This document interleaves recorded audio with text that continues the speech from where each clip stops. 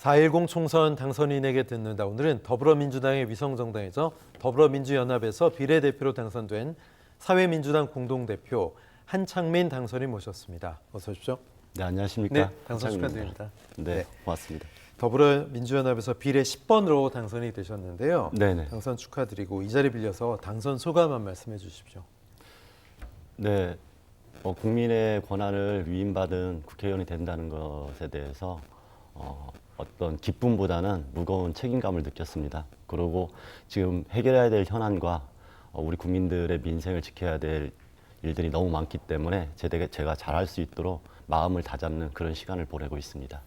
네, 더불어민주연합은 민주당과 진보연합이 함께 만든 민주당의 위성정당 격인데 당선인께서는 사회민주당 공동대표기도 하시잖아요. 네. 당선 이후에는 이제 소속 정당으로 복귀하시는 겁니까? 어떻습니까? 네, 우선 시청자분들과 국민들께서 아마 선거연합정당이라는 개념을 잘 모르시는 분들이 많아서 잠깐만 말씀드리겠습니다.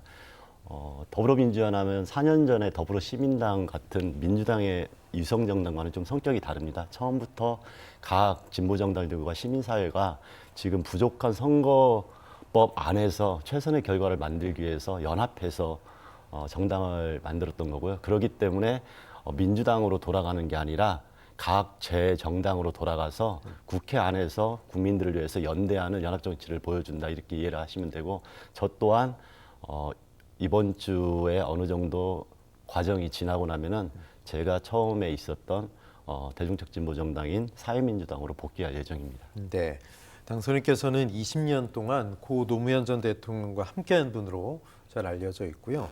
2009년에 노 전 대통령 돌아가셨을 때는 봉하마을에서 3년상을 치르기도 하셨습니다.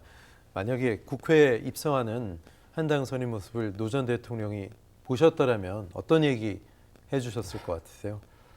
네, 제가 노무현 대통령한테 정치를 배웠고, 시민이라면은 정치를 어떤 입장에서 어떤 실천을 해야 된다를 다 그분을 통해서 배웠습니다.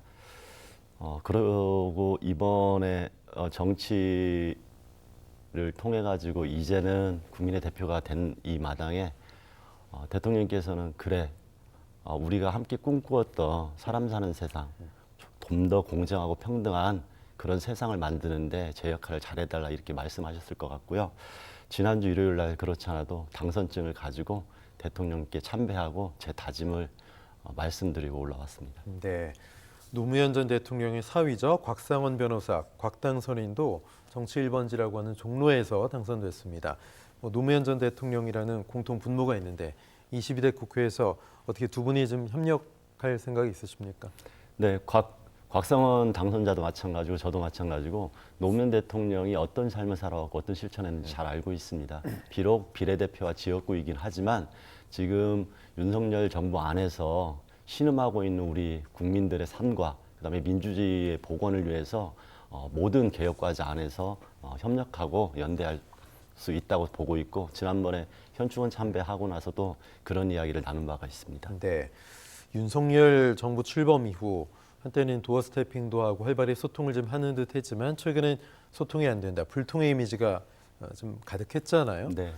최근에 영수회담도 한다고 하시지만 또 사실 윤석열 대통령은 노무현 전 대통령을 상당히 개인적으로 좋아했다, 이런 이야기도 알려지기도 네네. 했었는데 노무현 정신이라는 거, 현 시점에서 윤석열 대통령이 여기서 본받고 좀 받아들여야 할, 계승해야 될 부분이 있다면 어떤 거라고 생각하세요?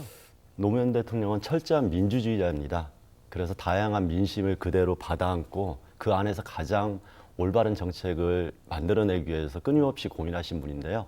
지금 윤석열 대통령이 노무현 대통령을 필요할 때만 언급하면서 존경한다 해야 될 게 아니라 노무현 대통령이 걸어온 길을 한 번쯤 돌아봐야 된다고 생각을 합니다. 그런 면에서 지금 윤석열 대통령이 노무현 대통령을 기억하면서 배워야 될 것은 성찰과 소통입니다. 자신이 무엇을 잘못했는지, 자신의 아집과 오만이 무엇이었는지를 반성하고 성찰하는 것, 이것을 배워야 된다고 생각하고, 야당뿐만 아니라 국민과 소통하면서 대한민국의 위기를 극복하기 위해서 자신을 변화시키는 그런 노력들이 필요하다, 이 말씀을 꼭 드리고 싶습니다. 네, 말씀드렸듯이 이번 주에 이재명 대표와 첫 영수회담이 네. 열릴 것으로 보이는데 이번 회담에 혹시 거는 기대가 있다면 어떤 기대가 있으신지, 또 이번 회담을 통해서 협치와 소통의 물꼬가 트일지 어떻게 보십니까? 사실 큰 기대를 하기보다는 이렇게 했으면 좋겠다는 바람이 있습니다. 지금까지의 윤석열 대통령의 인식과 그다음에 선거 이후에 국민들한테 사과조차 하지 않고 반성조차 하지 않았기 때문에 단순히 영수회담이라는 어떠한 퍼포먼스로 그칠 위험성도 있다 이렇게 우려가 되고요. 제가 바람은 어떤 비판도 감내하면서 자신을 바꾸는, 조금 전에 얘기했듯이 자신을 바꾸는 그런 길을 갔으면 좋겠다. 그리고 이재명 대표와 만나서 정말 위기에 처해 있는 우리 국민들의 삶, 오직 민생에 대해서는 적극적으로 귀담아 들었으면 좋겠다. 더구나 최상병 특검 등 국민들이 의혹이 있다고 하는 거에 대해서는 조금이라도 부끄러운 것이 없다고 하면은 그걸 온전히 국민들의 소명이라고 생각을 하고 받아줘야 된다. 그런 것조차 받지 않는다고 하면은 사실은 우리가 윤석열 대통령을 통해서 기대할 수 있는 부분이 선거 외에 아무것도 없다고 이것을 반증하는 것이 아닌가 이런 우려가 있습니다. 네,